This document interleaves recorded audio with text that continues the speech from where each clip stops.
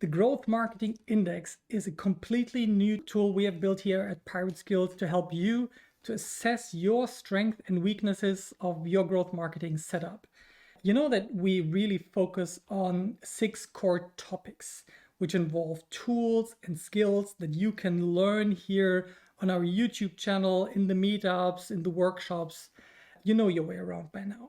The way we think about growth marketing is a very holistic way. We think you need to have a very clear growth roadmap that helps you to stay on track, to build content marketing that has organic traction, funnels that help your people to convert, analytics set up to understand what's working, what's not working, traffic to increase your message to 1 million people, and then conversion rate optimization. And along this holistic setup that you have strengths and weaknesses. You might have awesome paid advertising, but difficulties with your landing page setup. Or you have a great landing page setup, but not yet the right skills to really make the most out of that setup. And this is what I wanted to build a tool for, that you can easily assess that. And I first want to show you the broad stroke, the 30 questions that we worked on to make it as precise as possible for you, and then make a complete walkthrough, and you can join me along. So let's dig right in. If you want to, you can already start that growth marketing index for yourself. But this is how it looks. We have 6 segments along the wheel that you just saw, and 5 questions per segment. In the first segment, we ask you how clear you are on your growth strategy. And the next segment is about content marketing and how it is your organic engine and what you need to have set up to have that working in your favor. Then funnel building, which is your landing pages, email and notification sequences. It's the path you try to lead your customer through to convert to happy and loyal long-term customers. And then we have data analytics, one of my favorite parts, your tracking setup, your ability to actually tell, was this a good experiment or a bad one? And then the 5th category is traffic generation. It's your paid engine that builds on top of your organic engine, where you can start to promote and target people at a larger scale once you have a message that really resonates. And the last segment is conversion optimization. Do you have your testing set up in a way that you can easily create an A/B test and interpret the results and implement it back into your product really quick? That's the broad stroke overview of the Growth Marketing Index. If you want to head into it, go right away. Otherwise, stick with me and I'll take a round with you. Yeah, and we go in that index right now. Let me open the index.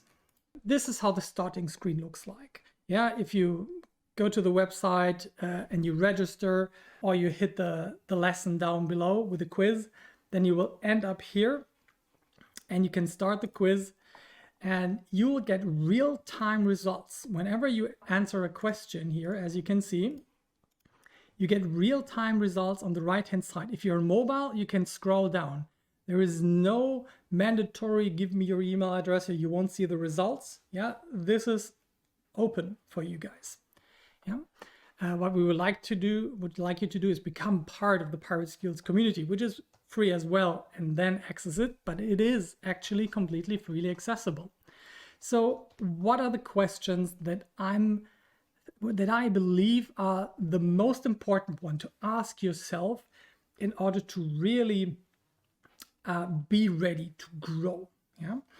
And the first one is, how clear are you on your growth goals for this year, quarter, month, and week? We usually work in weekly sprints, have like a monthly review, set OKRs on a quarterly goal. Maybe we have a big ass yearly goal, or maybe even broader.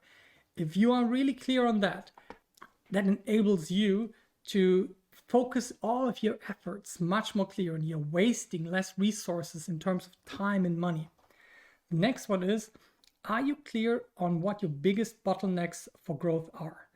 I always have this picture in mind that the user, it's like a river that flows, and there are bottlenecks that really hamper the flow, and you need to rip them. But first of all, you need to be aware of where those bottlenecks are and where you lose your customer in the customer journey. Once you realize that, you are in a much better position to execute very effective goals. Then do you have the time and money resources to execute your experiments? You might want to test paid advertising. You might need to buy a tool. You might need to have the people that can invest the time to build a strong email marketing sequence. Do you have that? Don't you have that? That really impacts how ready you are to grow and scale up quickly. The fourth question is, do you have a prioritized list of experiments ready to execute? This is the hallmark of the growth marketer. The experiment-driven mindset and a list of ideas that clearly are built to reach your growth goals. Yeah, let's say you want to create a funnel that generates 200 new leads per week for you. Then you have a clear, prioritized list of experiments that will get you there. Yeah, you might have new evil pop-ups on your website. You might have a new conversion form. You might try lead ads, all that kind of stuff. But a real clear and prioritized list. Then, how satisfied are you with the growth goals and testing method overall? At the end of each section, we ask this overall satisfaction, so you can weigh the results in one direction or another. And we always have it on the scale of not satisfied at all to very satisfied. Now you can already see that in this case, we reached 66% out of 100 in this area. And we need to answer all of the other questions in order to get a really valid total growth marketing index up here in the right-hand corner. So let's get to the next part. Content marketing. How well does your story or value proposition resonate with your audience? This is especially important for the very technical and performance-oriented folks who are listening to that. If you do not have something appealing to sell or a way to show it, you're in big trouble, because you are depending on this creative, really empathetic input, but you might be more the very analytical type, and you need this area of resonance, a very clear, compelling story. Then, do you have content that visitors are willing to download? For example, lead magnets or coupon codes or whatever you can do to give your customer value. Do you have no lead magnets or do you have a lot of lead magnets? We at pirateskills, for example, we upload every single one of those live streams that we do here, including the slide decks, and sometimes we build tools like these for you guys to perceive value, and then in return you give us the trust and sometimes work together with us. How well is your publishing calendar for new content? This is about the degree of organization. Do you have it really clearly planned out? For example, 3 posts per week for the next couple of weeks. Do you know what type of posts come in there, on which channels you want to publish them, in which frequency? If you're very clear on that, that gives you an edge in the organic department. How regularly do you publish content on your website, newsletter, or social media? This goes along with the publishing calendar, but now not the planning, but the actual execution. Do you do it at least 3 times or more per week? Then give yourself a high score. If not, you're going a bit too slow and leaving a lot of potential on the table. Then how satisfied are you with your content marketing overall? Again, here, your judgment call. Are you satisfied? Are you not satisfied? So let's give it a 6. So we got a 66 and a 70 so far. Now let's move on to the next part, funnel building. Now, as I said, this is your conversion path, and it usually starts with landing page. So the first question is, how easy is it for you to publish a new landing page?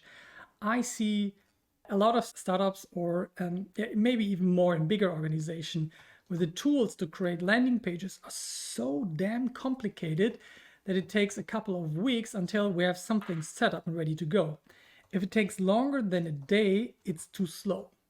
If you have a WordPress or an Insta page or even like a Squarespace page to set up new landing pages, you are set up much better than this custom coded, super hard to work with IT system. So give yourself a score on that. We are using WordPress, for example. It's fairly easy. It's not the easiest experience like an Insta page, but it's fairly easy. How easy is it for you to capture contact information and leads on your website? Not only can you do it, but are you allowed to do it? This is, again, a horrible situation in big organization where the tools that capture personalized information have to be usually hosted like in Germany or in the EU, and they are not as flexible with that. Yeah, so give yourself a score on, do you have this information or you can't capture it very easily? How well does the data transfer to the CRM software work? So you have a landing page, you have a way like a form to capture leads. Now they need to land in your customer relationship management tool. We work with something called ActiveCampaign. You might be working with HubSpot, with MailChimp, whatever you do, you need to have a place where you can collect customer data if they consented to do it, and then you can watch over the customer journey within that, how they become a lead, how they increase their lead score through interactive behavior, how they become a first-time buyer, a third-time buyer, and now a really loyal referral engine. Then, how good are the automated email sequences you send to your leads? Once you have people in your CRM, you get permission to email them or send push notification if you have a mobile app. Do you have really helpful nurturing campaigns or not? Or do you just send out manual or not even any automated email? Give yourself a score on this one as well. And then overall, how satisfied are you with your conversion funnel? Okay, in order to make it a bit more interesting, let's give us a bit of a lower score here, so the evaluation becomes more impactful. Next one, data analytics. As I said in the beginning, one of my favorite parts. Yeah, it starts today with cookie consent management. Does it work for you well? Do you feel like you're on a safe side, but you are still getting enough consent from the people that you're focusing on? I'm aiming for a 60% and above cookie acceptance rate once a new user lands on my landing pages and sees a cookie banner and can make the decision to just save the essentials or to opt into all of the cookies. So how well is that working for you? So for me, that's working really well. I'm very happy with my cookie solution called Ball Apps. Sadly, it's a WordPress exclusive thing. How well does your analytics setup measure traffic, engagement, and conversion? This could be, for example, your Google Analytics. Can you measure where people are coming from, how many people are there, what they are doing? And do you have conversion goals set up that track the essential steps in your customer journey? Since I'm a nerd, of course I've done that. How well can you tell that an experiment was successful or not? This is key. This is the main reason why we do data analytics. It's not because numbers are cool, even though I think they are. It's about this question. Can you see a difference before and after that experiment? And is it a meaningful difference? Can you tell it? Then, can you calculate your cost per acquisition and conversion value? That means if you, for example, collecting the leads, as in the example before, you want to be able to tell my leads cost me €2.57 this week from this specific channel and this campaign. And the price for these other channels is €3.57. And because there's a euro difference, we can invest more money in this channel and less in this channel. And on the other hand, you need to see how good the people are converting through to customers and how much revenue is involved with that and what's the value of each customer and how long are they going to stay. Ideally, customer lifetime value. You can see all of that in your analytics tool, or you simply use a spreadsheet that calculates it for you. And then how satisfied are you with the overall analytics setup? Yes, I'm pretty satisfied now. Now you can see already on the right-hand side that we got strong and weak areas. And this is an indicator for us of what we should be working on. All right, then the fifth section is traffic generation. As I said, the paid engine of growth. How engaging are your ads, creatives, and texts? This leads back to one of the first questions with content marketing. If people are not engaged with your ads, they won't click. If they don't click, they don't land on your landing page, then they can't become leads, they can't become customers. So this is an absolute prerequisite. And sadly, this is something that a lot of people are lacking. They have excellent technical skills, but miss this creative, conversion-oriented aspect of that. So give yourself a score for that as well. How well are the ad campaigns structured? For example, do you have a clear structure by product, by cold and warm audiences? Do you feel that they are well organized, or do you feel that there is like madness going on and you can't really understand what is happening here? Can you see the conversions in all your ad managers, including the return of advertising spend, or ROAS? So this is something that I see as a given, but that when I see a new ad account for the first time from any of the projects, I seldomly see setup. What you can do is set up your conversion events with the help of your analytics setup. That's what we talked about before, so that you can see in your ads manager not only the impressions and clicks and click-through rate and cost per clicks, but everything that happens afterwards. How many people landed on your landing page? What was the cost per landing page view? How many leads did you make from that campaign with women aged 35 to 44? And what did that cost you? What was the conversion value? And what was the ratio between that conversion value and the advertising spend? That is called the ROAS, the rate in which you change €1, hopefully for more than €1. That is what everybody should be able to see here. How profitable are most of your ad campaigns? So considering your ad budget, what's the percentage of the budget that is actually working in the direction of profitable campaigns? Is it most of them, or is it just a few of them? Then how satisfied are you overall with the amount of and quality of traffic to your website? So we want to get good traffic and a lot of good traffic. How satisfied are you with that? So let's stick with that. So we got a 48 and a 40 as the weak spots. So average is always around 50. Now let's get to the last segment.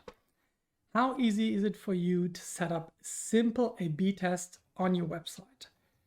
Again, this is a thing that a lot of people are not doing. They're sending paid traffic, really spending a lot of money on their website, or even if it's SEO traffic, maybe especially then, they are not taking the opportunity to have an A/B test to see 50% of the people see version A, 50% of people see version B, and now you can see, oh yeah, my cost per lead is way cheaper for version B than my original A.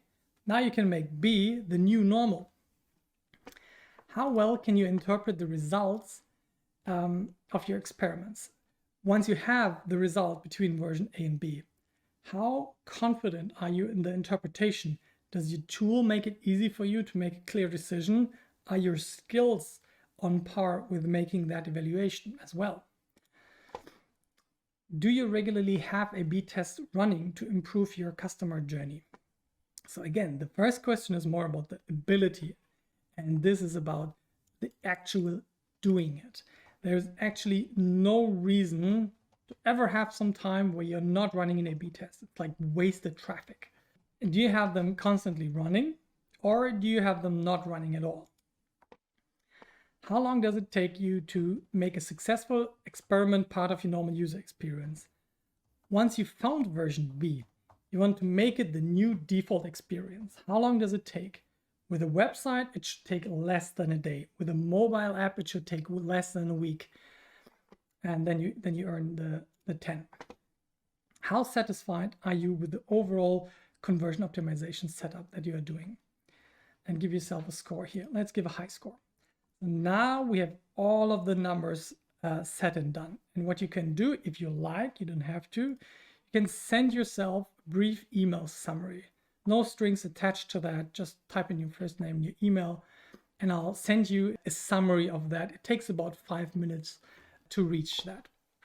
But this is completely optional. You see the live results on the right-hand side on desktop, And you can see it on mobile if you scroll down below the questions, even while you're answering those questions.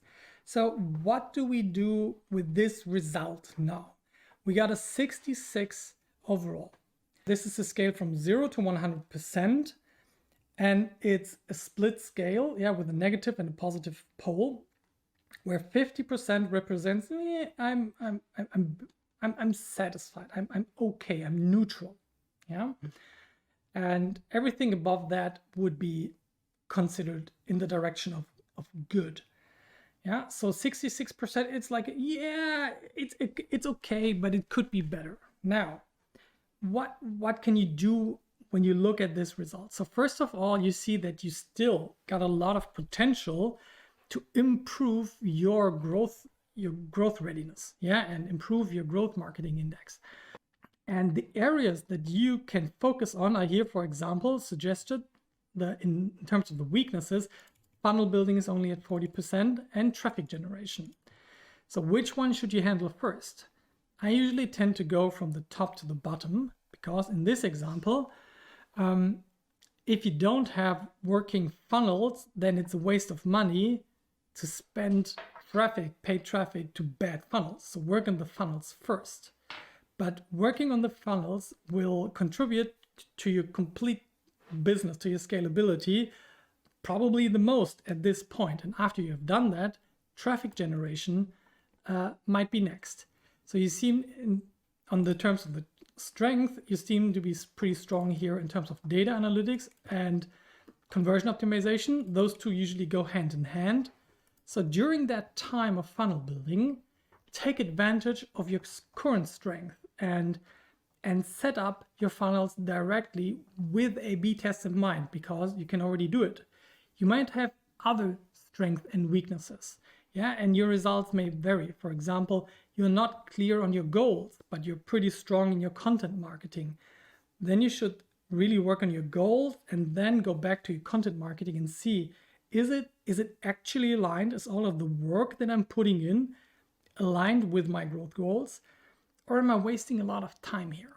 Yeah, so depending on your results, you might be willing to like take a screenshot and share that into the Discord channel, and then we could discuss it.